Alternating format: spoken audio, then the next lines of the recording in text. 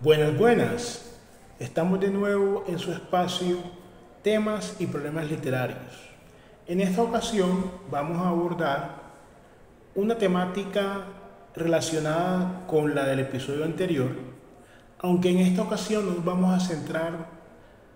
tanto en los grupos existentes, talleres literarios, tertulias, grupos virtuales, frente al quehacer que estos tienen y la percepción de narcisismo de grupo que se abordó en el capítulo anterior, sino que vamos a ver, por el ejemplo de un par de textos, el contraste que hay, efectivamente, desde un punto de vista ya expresamente más académico, en este tema que hemos denominado Literatura y Academia, Luces y Sombras. Haciendo un recorderis de algunas publicaciones mías en redes sociales, había una relacionada con este tema en su momento, sobre un libro que descubrí en una de mis excursiones a alguna biblioteca cuyo nombre no recuerdo en el momento. Es un texto de un profesor emérito llamado John Kerry. El texto se denomina Los intelectuales y las masas, orgullo y prejuicio en la intelectualidad literaria.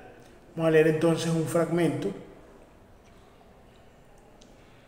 Este profesor John Kerry es un profesor, o fue un profesor emérito de la Universidad de Oxford, para quienes estén interesados en ocultar un poco más su trayectoria. Vamos a leer un fragmento del texto, abro comillas: la afirmación de que las ideas de Hitler sobre la cultura eran triviales, mal digeridas y repugnantes, solo puede admitirse, por tanto, si esos mismos calificativos se aplican a las numerosas ideas culturales imperantes entre los intelectuales ingleses de la primera mitad del siglo XX, algunas de las cuales siguen propugnándose aún hoy. La superioridad del arte elevado, la gloria eterna de la escultura y la arquitectura griegas, el valor trascendente de los antiguos maestros y de la música clásica, la supremacía de Shakespeare, Goethe y otros autores considerados grandes por los intelectuales, la chispa divina que anima todas las producciones geniales y las distingue de los viles pasatiempos de la masa, eran algunas de las creencias más apreciadas por Hitler. Su desprecio hacia el periodismo de Albañal y el cine de Sentina,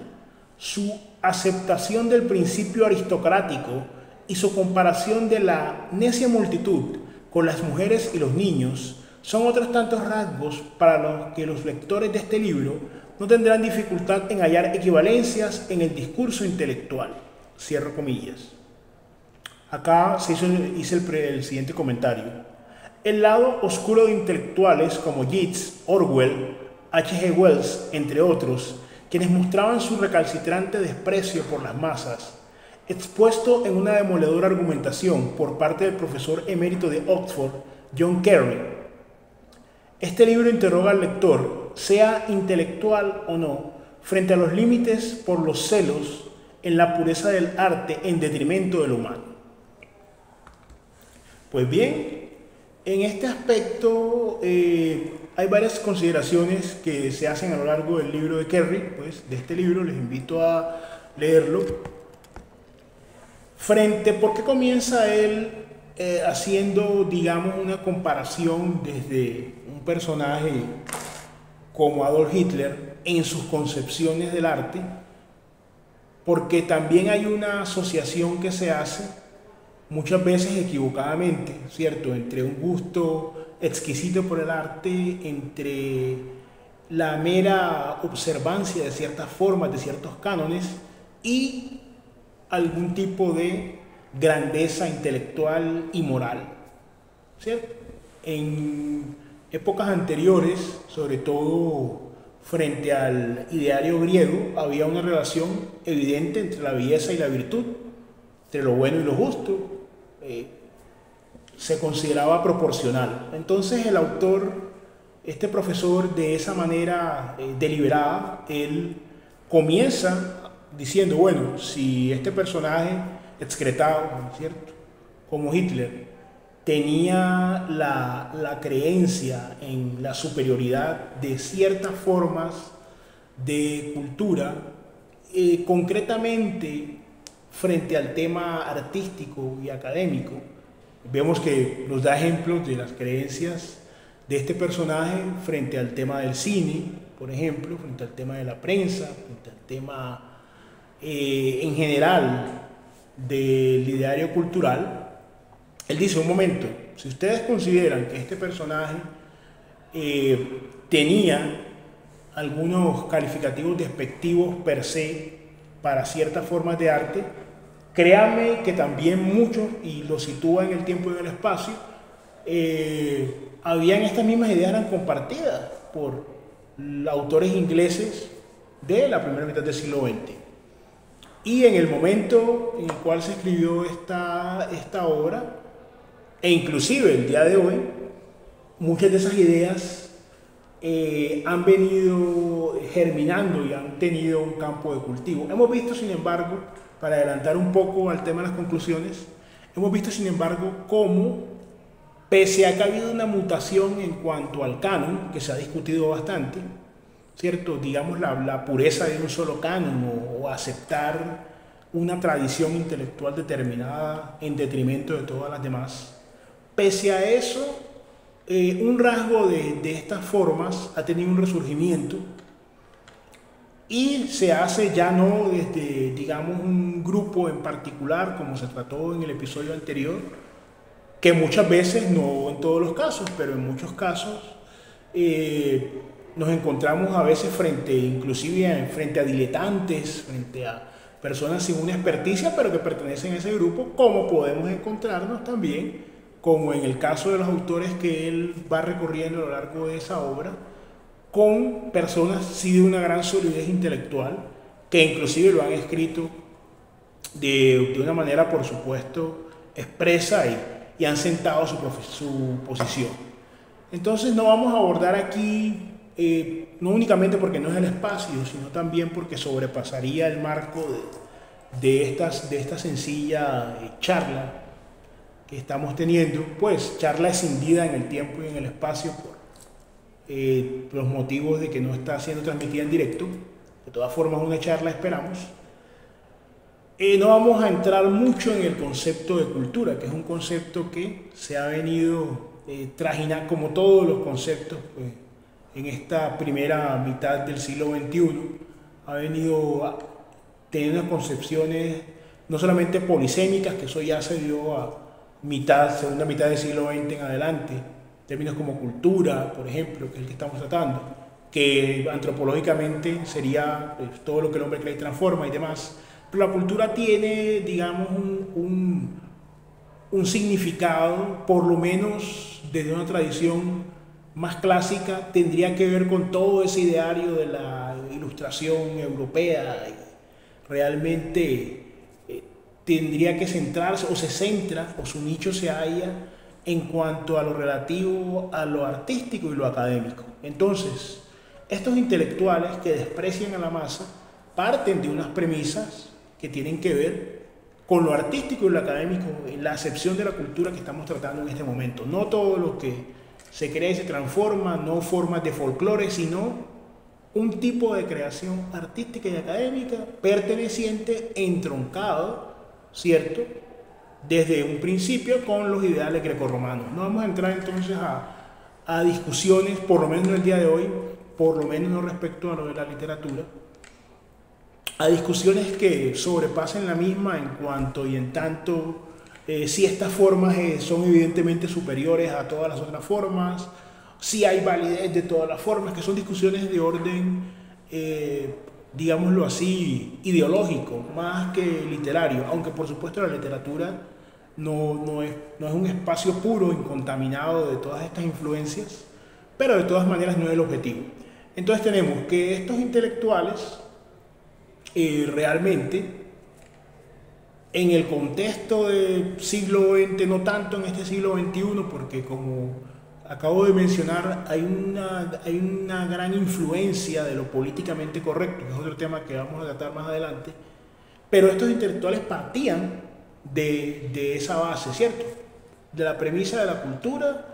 de un entroncamiento con una rama específica, con unas formas específicas de tradición y de producción y reproducción de un canon estético determinado, que sería el grecorromano, que es lo que se está diciendo allí. Lógicamente, esa es una posición que no exclusivamente desde unos nuevos ojos, una nueva mirada, digamos, inclusiva, donde evidentemente no podrían aceptarse estos tipos de discriminación, pues, que se dan allí, que él menciona el tema de las mujeres y los niños y demás, como si fueran inferiores, es decir, de la creencia de Hitler, creencia compartida por intelectuales de la talla de algunos de los que él menciona en el libro, en su ideario, sino desde la misma dinámica y creación literaria, porque efectivamente, sin apelar a la integración, a la multiculturalidad, a esta clase de elementos, efectivamente se han producido obras literarias de gran calidad en cuanto a su producción, en cuanto a su construcción, en cuanto al fondo, a la solidez, a lo genuino de las historias, que no beben efectivamente de un canon grecorromano, son completamente diferentes. Y eso ha podido darse, eso se dio sobre todo, lo situaría yo, finales del siglo XX y principios de este siglo, se dio una apertura cada vez mayor a otras interpretaciones y otras creaciones literarias. Entonces, en cuanto a lo literario, en cuanto al académico, se han dado, por supuesto, reconocimientos y se han dado, por supuesto, unas nuevas lecturas de la literatura, que es lo que nos circunscribimos acá en este espacio, pero también en general de otras formas de cultura que no beban de ese canon. En ese aspecto, evidentemente, es una postura retardataria, o sería una postura retardataria, decir que el único canon válido y el único canon superior en cuanto al tema de la literatura, repito, reitero, no estamos hablando de la cultura en general, de otras aristas distintas, sino de la literatura, indicar que el único canon válido es el grecorromano y las producciones subsiguientes que se derivan respetando ese canon y las reinvenciones que se han hecho, sino que hay otras formas de literatura asiática, africana, latinoamericana, que pues no, sobre todo la africana y la asiática, no son deudoras de la cultura europea. Ahora, otra discusión que podemos hacer más adelante, completamente diferente, ya tendría que ver con estos reconocimientos y estos premios que se han dado, no siempre en virtud de, digamos, la calidad literaria, sino que ha habido una influencia, porque este principio del siglo XXI está notoriamente marcado por temas, digamos, de woke, como lo llaman los anglosajones, cierto despertar, cierta literatura que forzosamente debe ser inclusiva y forzosamente debe ser multicultural y forzosamente debe rescatar todos los elementos. Esa es una postura diferente. Pero es bueno aclarar que ya en ese momento, cuando Kerry escribe esta obra, Los intelectuales y las masas, Orgullo y prejuicio en la intelectualidad literaria, ya en ese momento se daba una crítica precisamente a ese canon tan estricto, a ese molde tan rígido frente a otras formas de ser y de ver. Ahora, que por exceso o por defecto, que es una discusión distinta, se hayan adquirido nuevas formas solamente porque son inclusivas y son diversas, es una discusión distinta. Pero nos queda claro entonces que ya desde el siglo anterior se hacían críticas a esa visión, digamos, monocromática, esa visión monolítica de un solo tipo de literatura, en este caso la europea, como la única válida. Y eso es importante tenerlo en cuenta porque no obedece a todos estos fenómenos culturales posteriores sobre estar despierto y frente a la injusticia social y una serie de cosas metaliterarias que hoy por hoy también configuran, porque la literatura no está incontaminada, como ya se ha dicho, configura un horizonte que vamos a ir tratando en lo sucesivo. Entonces, esperarnos en los comentarios y reiterar pues en esta charla la intención de tratar estos temas y de conversarlos libremente, dando por terminado por el día de hoy esta intervención.